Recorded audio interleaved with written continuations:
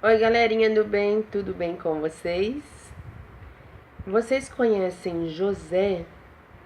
Não, não é José o seu tio, nem José seu vizinho ou José seu patrão. Eu estou falando de José do Egito. Muitas vezes eu me lembro da história dele e para mim é uma inspiração. De forma bem resumida e pincelada, José era um jovem que se dava muito bem com seus pais, porém os seus irmãos não gostavam dele, tinham inveja dele porque ele acabou sendo o preferido do seu pai. E ele era um jovem muito temente a Deus. Certo dia, os seus irmãos, principalmente dois deles, resolveram fazer uma maldade muito grande com ele. Eles até chegaram de conversar sobre a ideia de matar, mas nem todos concordaram, né, de matá-lo. E o que eles fizeram? Eles jogaram José num poço, numa cisterna, um poço, né, ali vazio. E mas aí eles viram que estavam vindo uma caravana e o venderam por um valor bem insignificante. Venderam seu irmão, olha só a que ponto eles chegaram. Isso por um simples ciúme, uma simples inveja. E para dar uma satisfação para os seus pais, seu pai, para o pai deles, né? O que eles fizeram? Eles mataram um animal e pegaram um tecido, a capa, na verdade, que o José tinha ganhado, uma capa muito bonita do seu pai, e levou para ele, para Jacó, que é o nome do pai, que era o nome do pai de José. Eles levaram muito tristes, né? Fingindo estarem tristes, falando que José tinha sido morto por um animal selvagem. E nisso o pai de José ficou em luto, com certeza, né? Nisso se passaram anos e anos e o pai de José achando que ele tinha morrido. E os irmãos dele também nisso já não sabiam mais nada sobre ele. E ele sendo escravo, em uma terra bem distante dos seus irmãos. E ele foi preso, mas ele continuava sendo fiel a Deus, ele continuava fazendo o que era bom. Ele não se revoltou pelo que aconteceu na vida dele, ele manteve o seu caráter, a sua conduta correta, a sua honestidade. Um dia, depois de muitos anos, eu acredito, né, pelo que a história fala, a esposa de Faraó, que era o rei na época do Egito, ela deu em cima de José. Só que José, na verdade, acho que José nem tinha sido preso até aí, ele só era escravo, só era servo. José, ele foi tentado também a ter algo com aquela mulher, mas ele foi fiel a Deus e ele fugiu dela. Só que a mulher conseguiu ficar com uma peça da roupa dele. E nisso, quando o faraó voltou de viagem, ela falou que ele tinha dado em cima dela. Ela contou uma versão contrária aos fatos. E Faraó, mesmo no fundo sabendo que José estava certo, que José não faria aquilo, ele acreditando que não poderia ser verdade pelo servo fiel que ele tinha, ele colocou José na prisão. Mais uma injustiça na vida de José. Foi preso injustamente.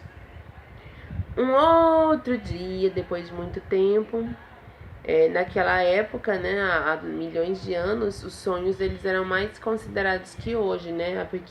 Até mesmo porque muitos sonhos tinham mais significados mesmo que hoje, digamos assim. E um copeiro, ele teve um sonho. Na verdade, duas pessoas, um copeiro e um padeiro, se eu não me engano. E José traduziu esses sonhos e eles se cumpriram. Tá. Aí, um dia, o faraó, o rei, teve um sonho também. E ele ficou muito perturbado porque ninguém conseguia traduzir esse sonho.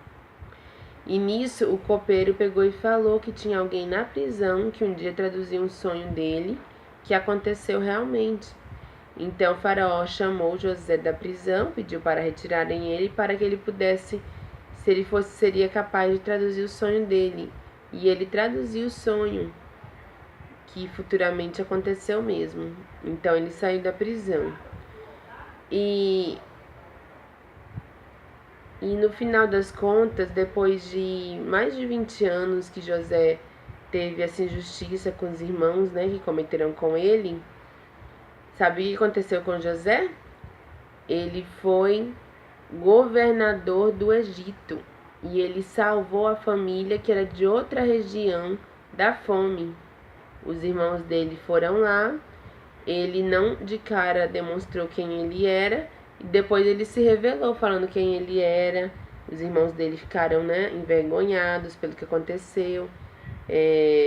O pai deles, que ainda era vivo, Jacó, veio a reconhecê-lo por pedido dele. Ele veio e descobriu toda a verdade. E assim, o que eu quero falar da vida de José? Toda a injustiça que ele sofreu, todo o sofrimento que ele teve, ele ainda se manteve fiel às origens dele. Ele não deixou que o caráter dele fosse mudado por isso, fosse corrompido por isso, por tudo de ruim que aconteceu na vida dele. E aos olhos humanos, ele viveu uma vida muito derrotada por muitos anos.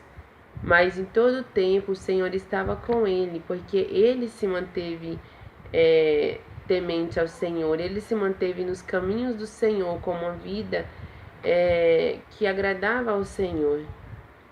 E por isso ele foi reconhecido e ele prosperou, valeu a pena.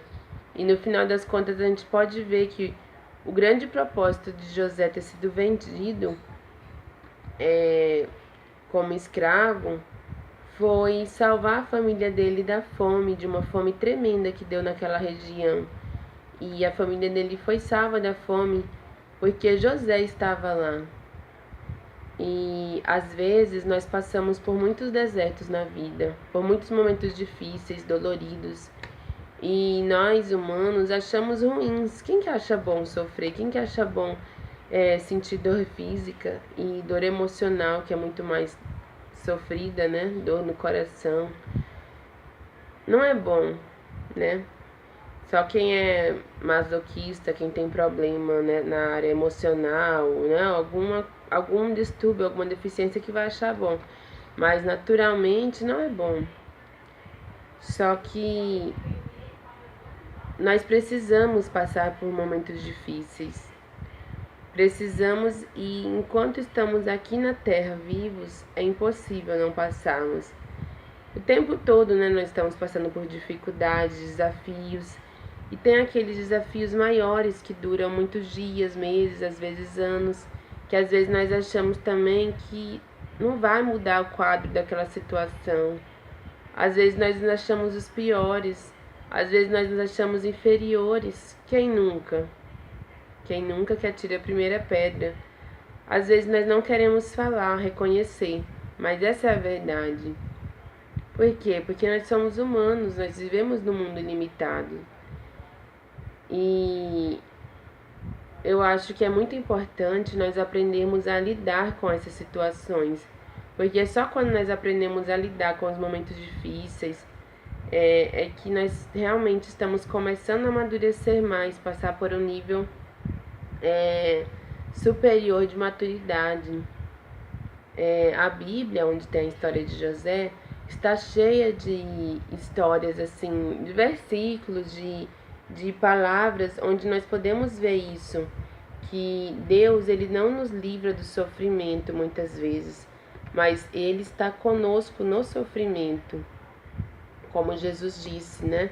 No mundo vocês terão aflições, vocês vão ter problemas, mas tem de bom ânimo, eu venci o mundo. Então ele não fala, por vocês me amarem, vocês não terão problemas. Se vocês fizerem isso, aquilo, vocês terão uma vida perfeita. Não. E até mesmo porque, pensando bem, nossa vida não seria boa se fossem só momentos bons, só alegria. E é tão bom, né, quando a gente luta por algo, e depois consegue com suor aquilo, a vitória não é muito melhor?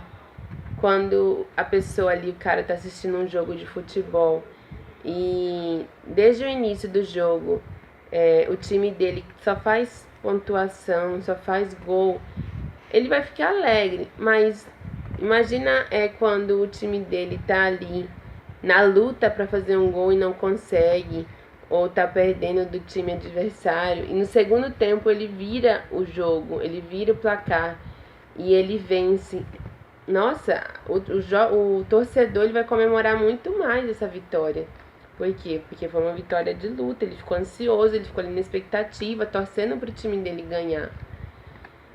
Às vezes, quando o homem luta, né, por amor de uma mulher, se de cara a mulher fala assim e ele gosta dela, ele vai achar bom. Mas se for uma mulher que ali ele precisou se esforçar para conquistar o coração dela, nossa, aí ele vai valorizar muito mais essa mulher. Então, tudo é assim, né? Um curso, uma faculdade, na escola a gente estuda, né? Rala, estuda, levanta mais cedo, estuda de madrugada para passar na prova, para tirar notas boas. Quando a gente passa de ano, não é muito mais saborosa essa vitória? Então, assim é a nossa vida. Muitas vezes a gente pode achar que nós estamos sendo injustiçados, mas pode ter certeza que a nossa vitória vai chegar, que vale a pena fazer o que é certo, vale a pena persistir numa conduta certa. Não vamos cair nessa conversa de que o mundo é assim, todo mundo é assim, não vale a pena ser honesto. Não, vale a pena sim, porque no final das contas, para a pessoa que faz o bem, tudo vale a pena. Tudo vale a pena, tudo coopera para o bem dos que amam a Deus. Mas os que esperam no Senhor são como os montes de Sião, que não se abalam, mas permanecem para sempre. Então, vale a pena nós esperarmos no Senhor. O tempo de Deus nem sempre é como o nosso tempo. A gente precisa aprender a ter paciência, a deixar nossa ansiedade nas mãos do Senhor, porque Ele quem cuida de nós, Ele é quem tem o melhor para nós. Vamos fazer nossa parte, correr atrás, né? Eu sempre falo isso, não é ficar de braços cruzados, mas ir contra a correnteza, porque no mundo de hoje tudo é para ontem, né? Todo mundo tá com pressa, tá impaciente, mas vale a pena a gente não se importar com o que vão falar, com o que vão pensar e manter um padrão de certeza de que nós estamos no caminho do bem e não vamos desistir dele jamais.